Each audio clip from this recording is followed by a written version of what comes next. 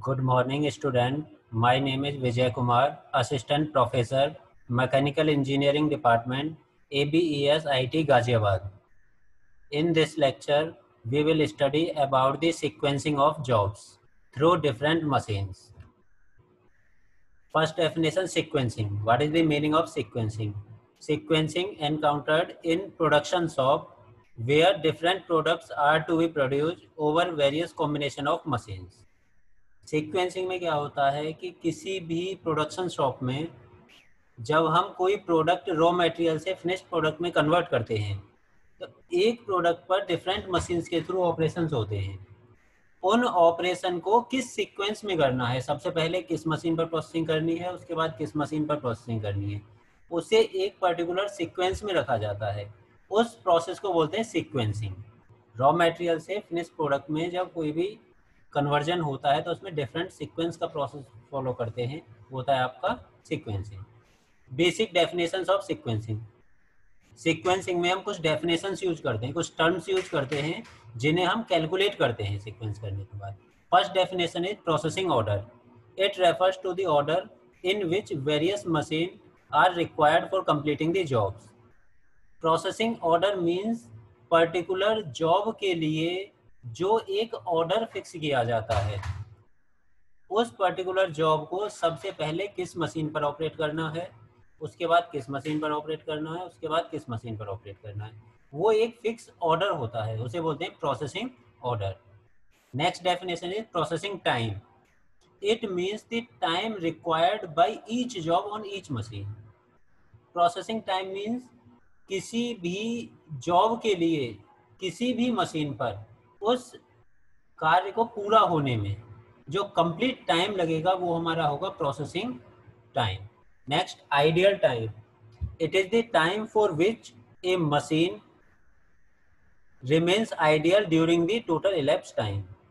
किसी भी work processing में जब कोई भी मशीन आइडियल रहती है, मीन्स उसके पास उस पर्टिकुलर टाइम पर कोई भी जॉब नहीं हो, उस टाइम पर वो बंद रहे, तो उस पर्टिकुलर टाइम को उस मशीन के लिए बोलते हैं हम आइडियल टाइम। नेक्स्ट डेफिनेशन है total elapsed time. It is the time between starting the first job and completing the last job. First job से स्टार्ट करके जब हमारी लास्ट जॉब कंप्लीट होगी, उस ड्यूरेशन के बीच में जो टाइम कंज्यूम होगा उस टाइम को बोलेंगे हम टोटल elapsed टाइम। किसी भी रॉ मटेरियल से फिनिश्ड प्रोडक्ट में कंप्लीट होने में जो हमारा टाइम कंज्यूम होता है वो होता है total elapsed time. Next, sequencing the jobs through different machines. First is n jobs through 2 machines. Number of jobs are n and number of machines are 2। इसके लिए जो हम एल्गोरिथम यूज करते हैं वो होती है जॉनसन्स एल्गोरिथम। जॉनसन्स एल्गोरिथम की हेल्प से हम ऑप्टिमम elapsed टाइम निकालते हैं। मीन्स किस मिनिमम से मिनिमम टाइम में उस पर्टिकुलर टास्क को हम कंप्लीट कर सकते हैं, वो होता है आपका optimum total elapsed time. So Johnson's algorithm is used to optimize the total elapsed time. Johnson's algorithm में टोटल हम 4 स्टेप यूज करते हैं किसी भी मशीन को किसी भी जॉब को मशीन्स पर प्रोसेस करने के लिए। Step number 1, select the least processing time. If it is for machine A, place it at the beginning of the sequence. If it is for machine B, then place it at the end of the sequence.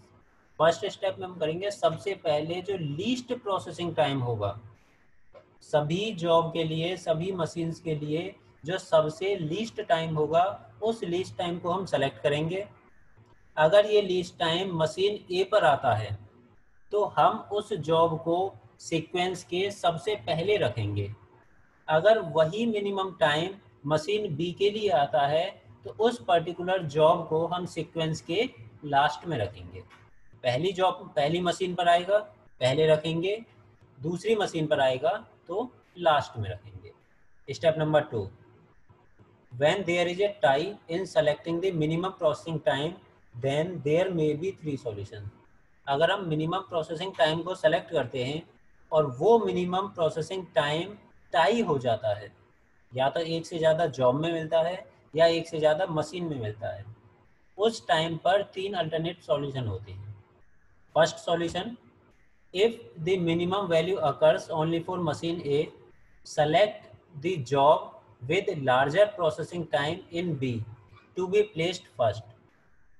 जो minimum processing time tie हुआ है, अगर वो minimum time machine ए पर आता है, उस time पर हम मशीन बी के प्रोसेसिंग टाइम को देखेंगे और मशीन बी में जिस जॉब के लिए प्रोसेसिंग टाइम ज़्यादा होगा उस जॉब को हम पहले रखेंगे सीक्वेंस में।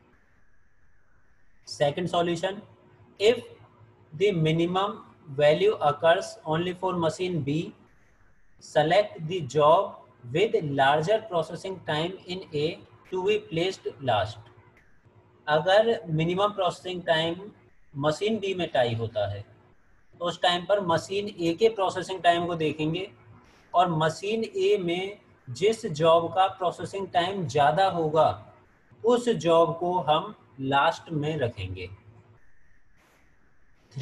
Number third, if there are equal minimum value 1 for each machine, then place the job in machine A first and 1 in machine B last.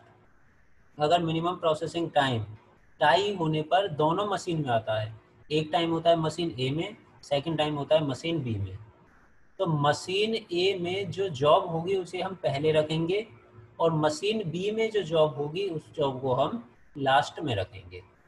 Step number 3, delete the job already sequenced, repeat step 1 to 3।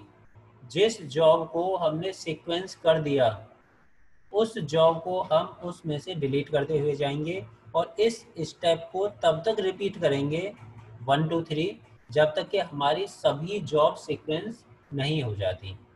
Step number 4, now determine total elapsed time and ideal time of machine A and machine B.